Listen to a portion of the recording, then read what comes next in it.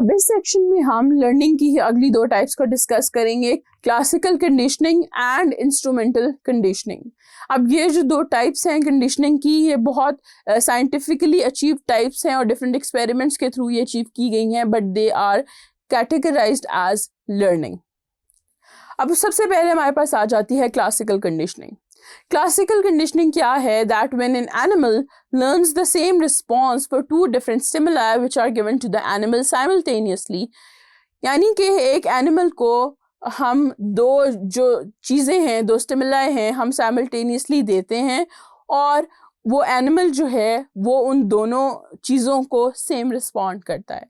और ज़रूरी नहीं है कि वो जो दूसरी चीज़ है एग्जैक्टली उस पर वो रिस्पॉन्स नेचुरली बनता हो, बट उस एनिमल को कंडीशन कर दिया जाता है कि ये दो चीज़ें को एग्जिस्ट करती हैं और इन दोनों पे आपने यही रिस्पॉन्स देना है। अब क्लासिकल कंडीशनिंग को स्टडी किस तरह किया गया, एक साइंटिस्ट है पावलोव जिसने एक्सपेरिमेंट्स किए। उसने एक डॉग को ट्रेन किया।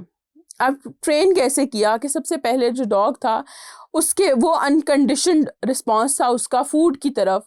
ये स्टिमुलस जो है एक फूड है और एक डॉग है, ठीक है। वो नेचुरली जब डॉग जो हैं वो फूड को देखते हैं तो दे स्लाइवेट, उनके मुंह से में स्लाइवा ज़्यादा प्रोड्यूस होना शुरू हो जाता है।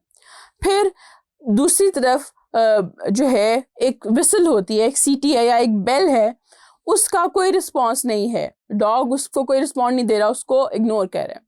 लेकिन जब उस साइंटिस्ट ने उसको कंडीशन करना शुरू किया तो उसने क्या किया कि उस विसल को या बेल को फूड के साथ पेयर अप कर दिया कि जिस टाइम पे उस डॉग को फूड दिया जाएगा साथ ही बेल भी रिंग होगी या सीटी बजाई जाएगी। तो उस टाइम पे डॉग ने, क्योंकि वो फूड से तो स्लाइवेट कर ही रहा था और वो फूड के लिए बेग भी कर रहा था कि मुझे खाना मिले, लेकिन ओवर द टाइम जब उसकी कंडीशनिंग करते रहे, उसको बार बार बेल या विसल साथ बजती रही खाने की, तो उसका जो रिस्पॉन्स है वो कंडीशन रिस्पॉन्स हो गया।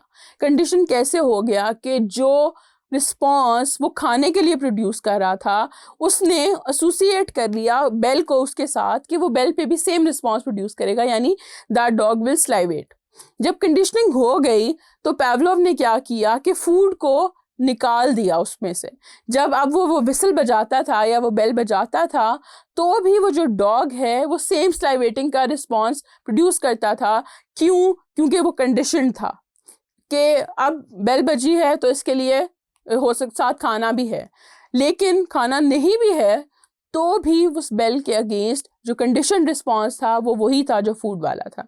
इसको कहते हैं क्लासिकल कंडीशनिंग, कि आप किस तरह से दो स्टिमुलाई को साइमल्टेनियसली प्रेजेंट करके एक एनिमल को ट्रेन कर सकते हैं to give the same response to the second stimuli even if the first stimuli that is the food in this case is not present. तो इस तरह से ये पावलोव ने इसको स्टडी किया। दूसरी जो टाइप है that is trial and error learning. Trial and error learning का मतलब ये है कि when an animal learns a response to a particular stimulus after many unsuccessful tries, यानी कि एक एनिमल जो है वो बहुत अनसक्सेसफुल ट्राई कर रहा है, किसी एक स्टिमुलस को रिएक्ट कर रहा है, बट उसके बाद वो सीखता है, तो वो ट्रायल एंड एरर है कि वो ट्राई करता रहेगा, गलत भी होगा, लेकिन एक टाइम आएगा कि वो एक पर्टिकुलर रिस्पॉन्स जो है वो सीख जाएगा। अब ट्रायल एंड एरर लर्निंग को हम इंस्ट्रूमेंटल लर्निंग या इंस्ट्रूमेंटल कंडीशनिंग भी कहते हैं। इंस्ट्रूमेंटल कंडीशनिंग जो है और या ट्रायल एंड एरर लर्निंग जो है वो B.F. स्किनर ने जो है एक अमेरिकन साइकोलॉजिस्ट था जिसने स्टडी किया, और उसने क्या किया कि उसने रैट्स को स्टडी किया by placing them in a Skinner box.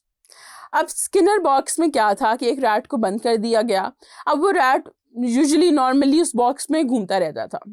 अब वो घूमता रहता था और समटाइम्स ऐसा होता था कि वो एक लेवर था जिसको उसका हाथ या उसका पाँव जो है वो लग जाता था, तो फूड का एक पैलेट उसके केज में गिर जाता था, वो खा लेता था। इनिशियली उसको नहीं पता चला कि ये फूड का पैलेट जो है ये क्यों गिरता है।